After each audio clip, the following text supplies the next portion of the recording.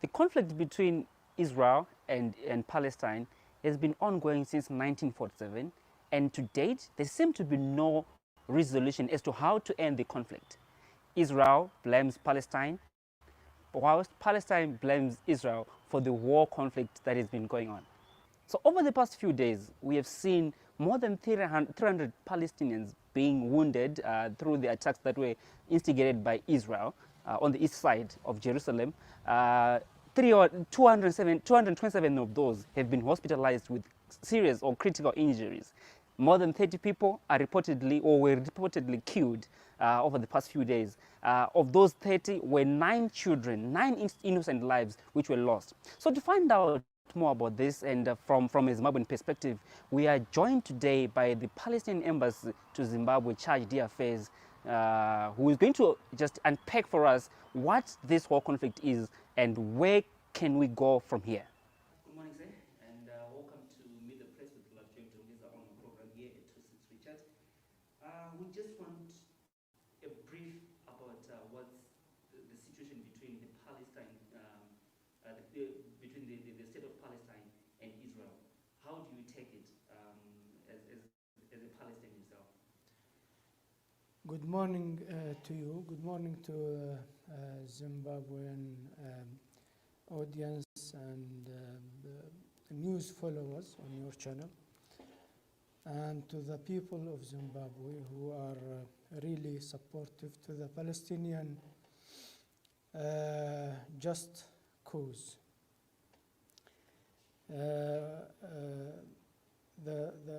As you know, the conflict between Palestine and Israel is a very old conflict. It is about liberation struggle that the Palestinian people is going through to liberate their land, to attain their independence in their land, which was occupied by the Israeli occupation forces in 1967 with East Jerusalem, and to establish their state, sovereign state, with East Jerusalem as its capital. This is the conflict in brief. Of course, we went through many stages in that conflict. Since 1948, when the State of Israel was established, according to the United Nations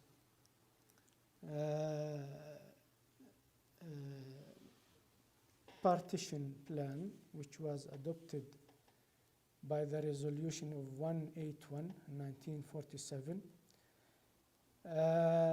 Israel was created on 15th of May 1948, and the Palestinian state 73 years later is still pending. Of course, the Israeli occupation is a brutal occupation. It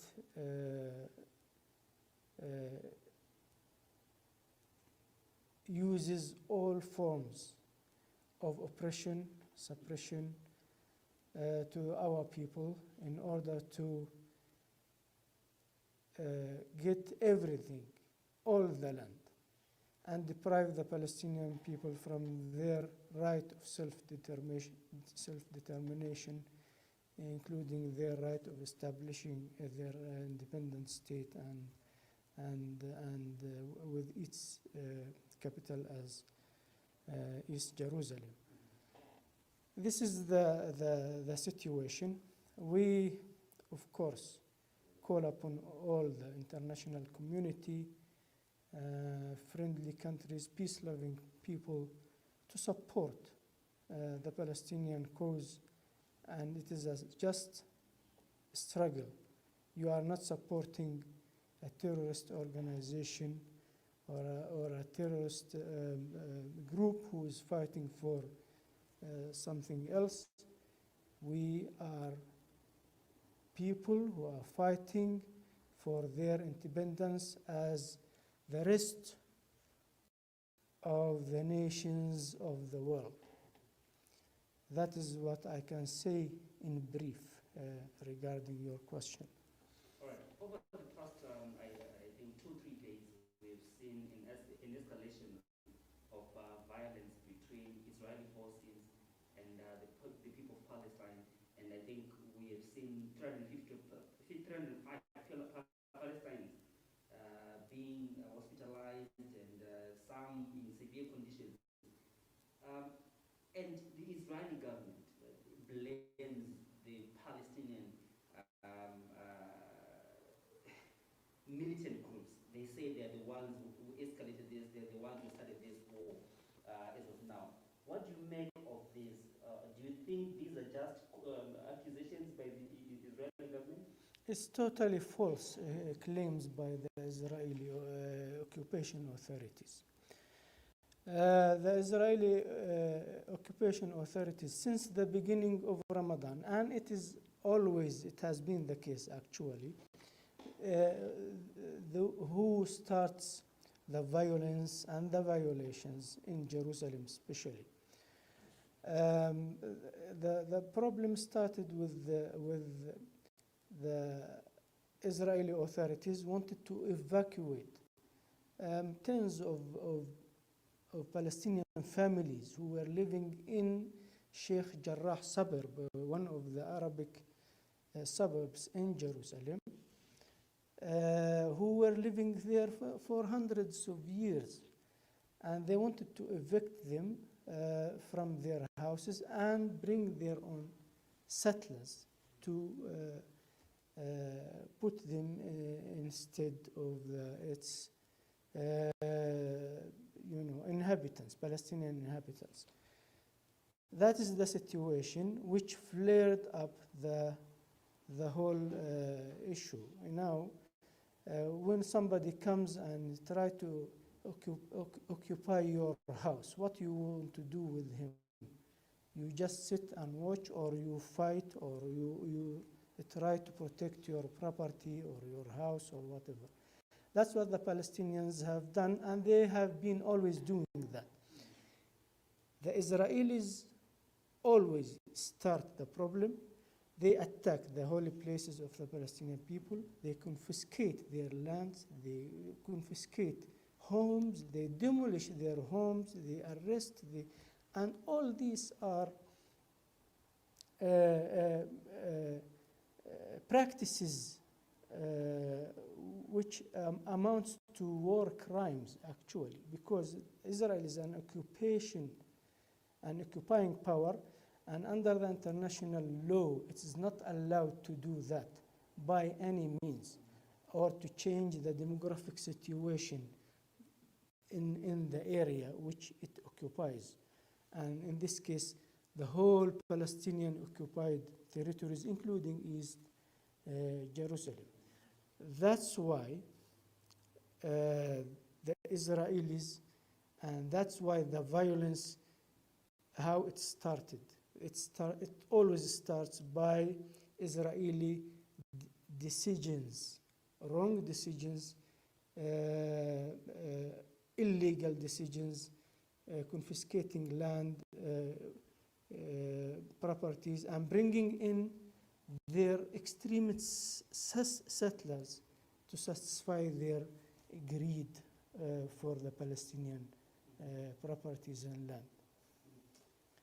Why is it that whenever we are heading towards the Ramadan festival, this is when we see a lot of violence, this is when we see the Israeli attacking the Palestinians? Why is that so? And it's been like this for a very long time. It's on each and every special occasion for Palestinians, whether they are Muslims or Christians, by the way. If you notice, just before Ramadan, or even during this Ramadan, there was a celebration for the Christian community, the Orthodox Christian community in Jerusalem. And they prevented them from their conducting their religious rites. And again, Palestinians were forced out of their holy sites, and some violence happened. Again, when the Palestinians, these are special occasions for the Muslims, Palestinians, especially the AlAqsa Mosque. The AlAqsa is one of the holiest places for Muslims, not only for Palestinians, but for the whole Muslims of the world. And Israel, and those especially the extremist settlers who come to attack the Palestinian worshippers in the Al-Aqsa Mosque, they choose to come to our place, to our worshiping places, and then that's what always happening. Al-Aqsa Mosque is a very holy place for the Muslims. Israel is trying to deprive the Palestinians from their rights and give the same right to its settlers. The Palestinian people want to defend these holy places, which belongs to them before the creation even of Israel.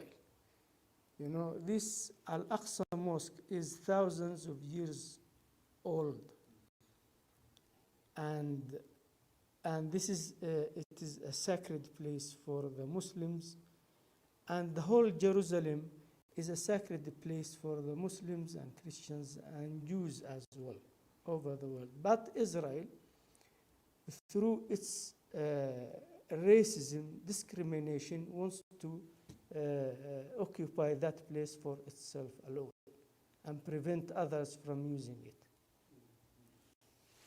All right.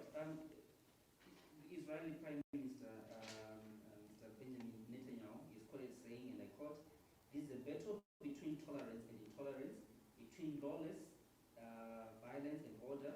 And he goes on to say, elements that want to expropriate our rights periodically force us to stand strong like Israeli police officers are doing. Do you think the Israeli forces intervened or retaliated severely? Do you think maybe they didn't need to use that excessive force that they're using now in retaliation of what they're calling Palestinian militant groups? There are no militant groups, by the way, in Jerusalem. This area is occupied by Israeli authorities. Israeli police and security forces are full in the place. There are no militants, as he claims. He's a liar. This is what I can say to you. This is the first thing. The other thing is he is an occupier. He is an occupation authority. He has no right to be there. From the first, from the beginning. Just to cut the story short, he is an occupier and he has no right to even talk about the Israeli police force and army being there to what he, as he claims, to stem violence and all that. They are the ones who started the violence. They are the ones who are protecting the extremist settlers who are attacking the people in their houses and in their streets, in their schools, in their clubs. He is protecting the violators of the law, those settlers. Interesting. So do you think maybe this is modern day colonization? It is colonization. It is broad day colonization, and if it is not colonization, what you can call it? And there's a clear sense of injustice, especially for the people who were affected. We're talking about people on the Gaza area, East Jerusalem. As a Palestinian yourself, how do you feel? You're here. How do you feel? How do you feel for those people back home? Of course, I am, I am a Palestinian. And as every Palestinian in the world, we are keen to see our people free from the occupation, from oppression, from suppression, from deprivation of their rights. We wanted to, as Palestinian people, to conduct elections.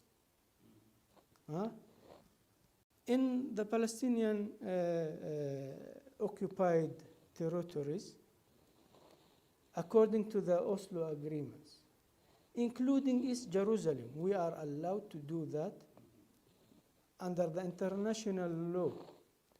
And Israel prevented our elections to be conducted because it didn't give us permission to do these elections in Jerusalem as well. So we called upon all the international community, the United Nations, the countries who have, a say in the international affairs to come and put some pressure on the occupying power to allow these elections to happen. They prevent us from practicing our own democracy, and they yet claim that they are the most and the only democracy in the Middle East, which is also another false claim. They are, with occupation, there is no democracy. That is a thing people must understand. When you are an occupier, when you are an apartheid state, when you are putting system which discriminate between people, when you arrest people for false accusations, put them in jail for indefinite period of time without trial, this is not a democracy. This is an apartheid state system. And you talk about the international community, you talk about the United Nations, but they seem to be silent among... This is the problem. The silence is the problem because they don't sense the danger. If you have a thief in your neighborhood and he attacks a house and he steals from that house, you don't catch him. You go and tell the people there's a thief. Then nobody listens to you. He will attack the other one and he will keep attacking. And the problem will become bigger and bigger. And that's what the United Nations is doing. And the international community is doing. Please act fast and urgent to stem this dangerous apartheid, discriminatory, racist, colonial system of Israel. Before it spills out, it will make the conflict more complicated, and you will never know when it's going to stop, where it's going to stop.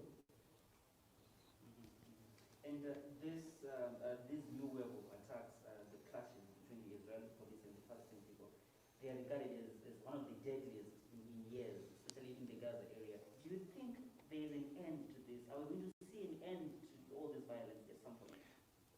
You see, the violence will not end as long as there is occupation in Palestine. And we told this many times to the international community. As long as there is occupation of Palestinian land, there will be no peace, no calm. If it comes to calm now, it's going to flare up again and again because the problem is there. You didn't solve the problem from its roots. The roots is the occupation. The root of all violence is the occupation. End the occupation of Israel to our Palestinian land, the violence will go. Peace will come. And that is what Israel is trying to avoid, because it is a state created upon terrorism. You know, when Israel was created, massacres was committed against civilian people, and yet they have to be brought to justice.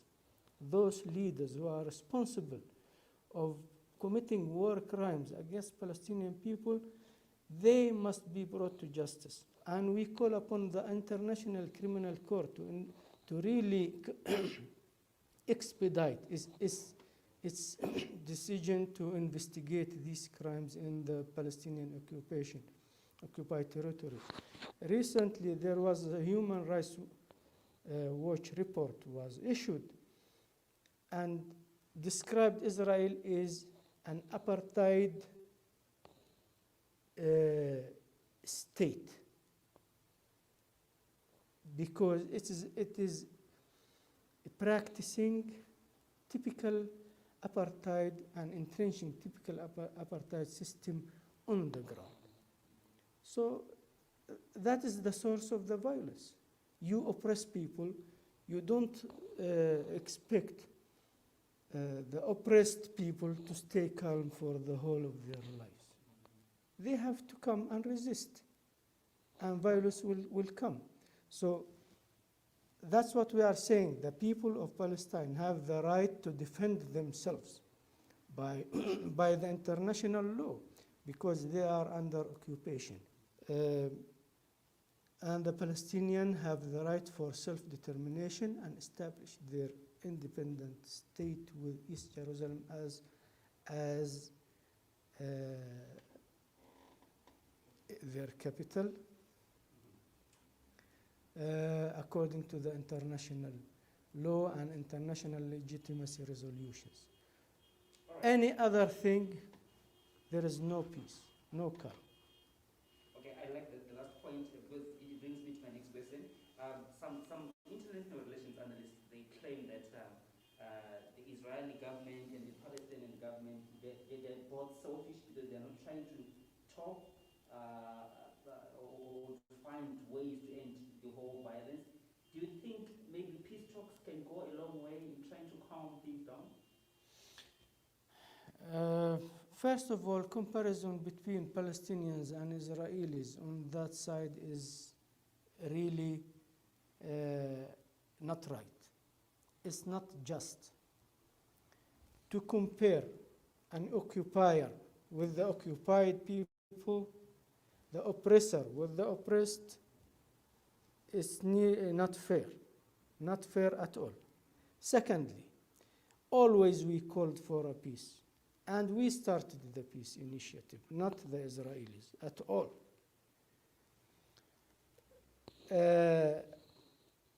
And we are still talking peace. The Israelis who always start the violence. Our position towards peace is very clear. We are calling for the International Peace Conference to solve this problem according to the international law and international legitimacy resolutions. And the resolutions are there. There are many. There are resolutions against the occupation. There are resolutions against the settlements. We call upon the implementing of resolutions that the international community has adopted, especially the resolution 2334 of 2016 against the settlement. And there are resolutions regarding Jerusalem. There are resolutions regarding the independence of the State of Palestine.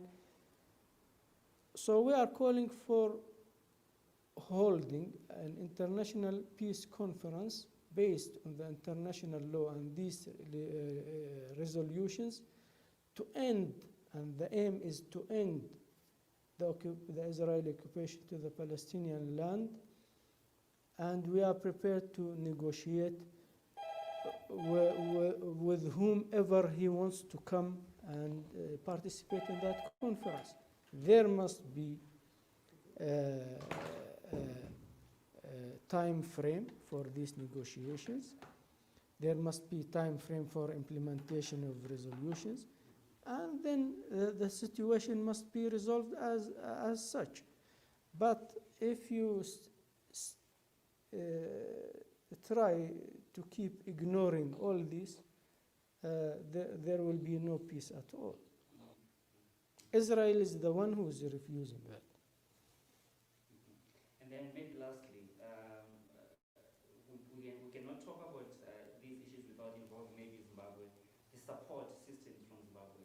How much have you been getting that from the Zimbabwean government, from the Zimbabwean people? We enjoy a very good relations with the Republic of Zimbabwe and the government, and the President of Zimbabwe, His Excellency Emmerson Mnangagwa, is a very staunch supporter of the liberation struggle for the Palestinian people, because he also went through, again, as Zimbabweans went through also the difficulties and the struggle of liberation and creating and bringing independence for the Zimbabwean people. And I can imagine how difficult was the struggle, and how the Zimbabwean government and people, how they could appreciate again the just struggle of the Palestinian people and their just cause for independence and creating the Palestinian state. We received political and moral support. Zimbabwe supports Palestine on all the international forums regarding in the United Nations and other forums, which supports the right, the inalienable rights of the Palestinian people for their self-determination. We appreciate that. We want also this support to continue, and the solidarity. We thank them very much for that. And we want also to take our relations to further maybe heights in cooperation in different fields in the future. Okay. Thank you so much, Your Excellency. We hope that this situation will improve and we can see peace prevailing between the two states, because it's not good for everybody. It's not good for the Gaza people. It's not good for the Israeli people. It's not good for the international community. We hope things can calm down, because lives here are being lost. Everybody is losing, and we pray that things will get back to normal. And thank you so much for your time, for joining us today. Thank you very much for your concern and for your interview and time. And we also hope this situation will come to a calm and so that peace can prevail in the region, in Palestine, because if there is no peace for Palestinians, there will be no peace everywhere. And that is the base, the bottom line. For these and other stories, visit our website www.263chat.com. Follow us on Twitter @263chat and like our Facebook page 263chat.